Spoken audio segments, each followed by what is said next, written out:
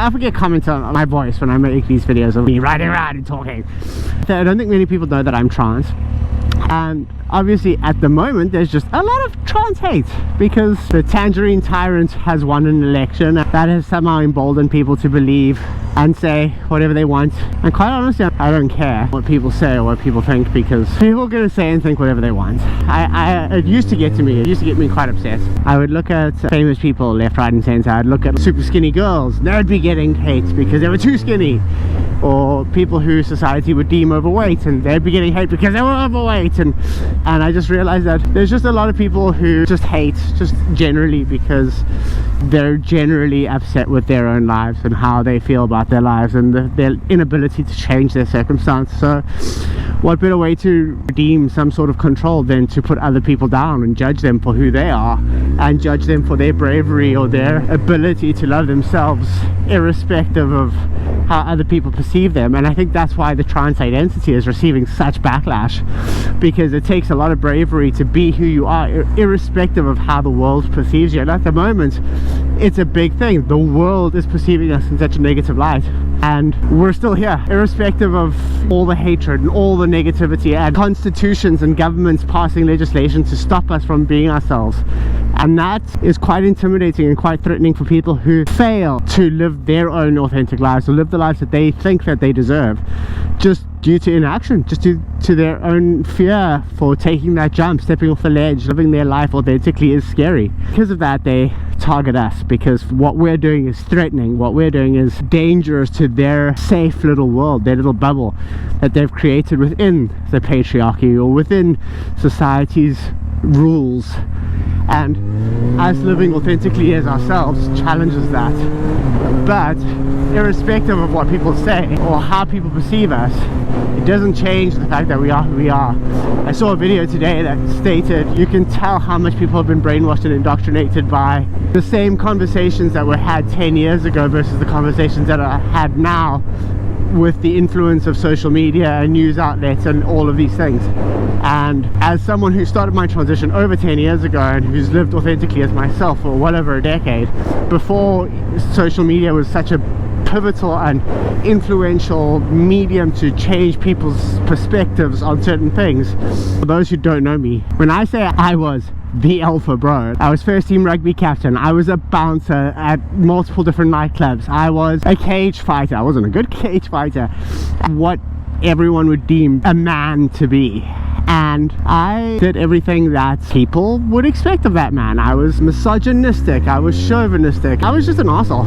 And then when I came out as trans, I was expecting a massive amount of clapback. I was expecting people to be like, what the fuck? Because obviously I was such a man by societal standards, and I expected for me to, when I came out, for people to be like, oh, what the fuck, this is ridiculous, or you can't do that, and what people do now.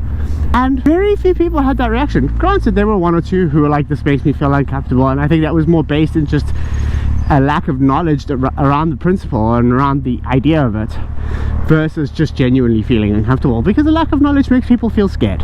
And without knowledge, there is a certain amount of fear, and the fear of the unknown is an actual thing. And I just feel like a lot of people were like, well, I don't really understand this, and I don't get it, and I don't comprehend it, but they were like, if it makes you happy, cool. And that was the end of the conversation for a lot of people.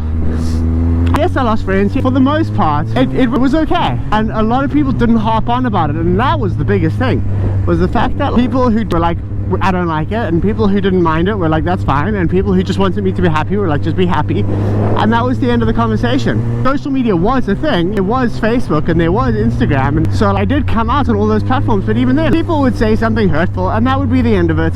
There was always been trolls, there's always been shitty people around, so that's always happened, but it wasn't nearly as bad as now. And then within the last couple of years, the hatred, the confidence in the hatred has climbed exponentially.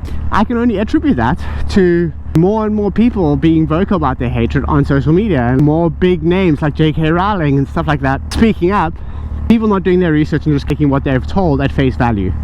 And the problem with that is now legislation is being passed to hinder healthcare that affect these communities, affect my community and the children of those communities. People are like, oh, it's their right.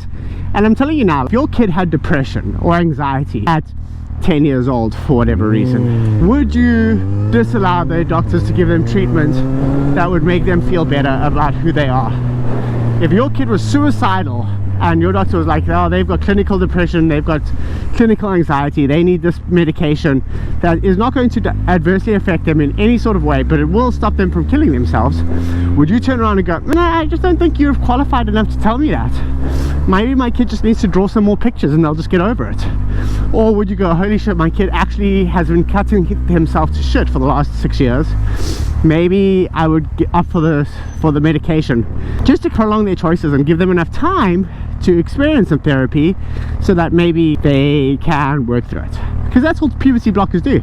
They just give kids enough time to work through their issues, speak to the professional, see what's best for them, and make an educated choice with enough time to do so. And if as a parent you're like, no, I wouldn't want that for my child, I definitely just think that I would tell them to get better, then you probably shouldn't have fucking kids.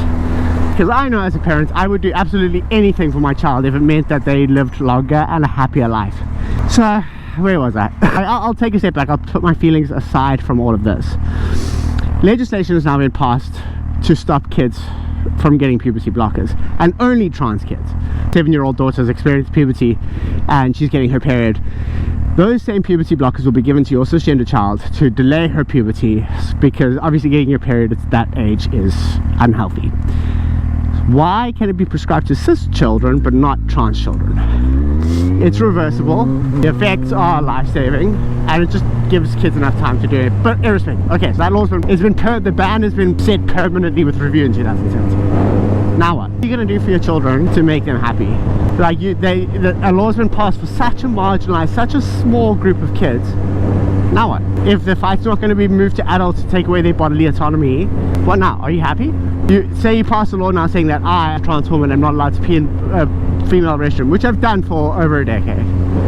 Okay, and what? Like, are you happy? Are you fulfilled? Is your life better? Because that's also my question with regards to these things. I'm just like, you pass these laws and then, like, you prevent people from living their lives authentically, and then? Because that's the thing that I don't understand. People have this hill and they're willing to die on it. Oh, trans women shouldn't pee in bathrooms, and trans women shouldn't compete in sports, and trans women, okay, we're all but now not allowed to compete in any sports, and now trans women just generally don't play sports. I used to be a trans woman who played sports, and I just choose not to now because I personally don't have the willpower to constantly keep fighting. I just don't do it. So something that used to bring me joy, used to bring me so much love, I just don't do now. Has that progressed your life? Are you now winning all the sports? You, the people who have gone, we're just affecting sports, and generally the people who are fighting these things are retired sportswomen. Have you gone back into sports, and have you started competing, and have you started winning? Because other than for that reason, what has it done for you? By disallowing trans women to pee in a bathroom, now, do you feel less scared around cis men when you walk the streets because trans women can't use your bathroom? I just don't understand. Like, you're fighting so hard for the removal of trans women's freedoms that we've been doing for years, and then now what? That's actually my biggest question. Like it's gonna happen. Unfortunately, like, our rights are being removed at an alarming pace, and there's not much that can actually be done about it. So unfortunately, it's gonna get worse before it gets better, and have to get really, really bad, and then you go, holy shit, this has gone too far, and then things will get better. So you've prevented us from playing in sports, you're preventing us from using restrooms, you're preventing us from getting medication, you're preventing us from changing our gender markers and our identities and everything. What now? Because all that's going to happen is trans women are going to get their medication illegally. Trans women are still going to present as women, irrespective of whether it says so on our IDs or not. We're still going to exist, because the thing is, and this is what I think people don't understand, is that ID change doesn't change who we are. It affirms us, it allows us to go, cool shit, I am recognized for the woman that I am legally. But if we can't get that, that doesn't change it. That doesn't stop us. We're not just like, oh, well, I can't get my ID, so I guess I'll just live my life as a man. That doesn't work that way. We'll just carry on. If you say we can't pee in women's restrooms, we'll carry on peeing in women's restrooms. And if that becomes illegal, then we'll pee in men's restrooms. And then we'll be assaulted. And then how does that affect you? Us getting assaulted and beat up, then what? I know some people will be like, good. then we get beat up, and good for us for getting beat up. And then I just don't see the end goal. I just don't see the point. I don't see how it benefits anyone. And I think that's my biggest question is, what then? Kids are going to be unhappy, trans women are going to be unhappy, trans women are going to be unsafe, and we're a tiny little part of the community. So what happens?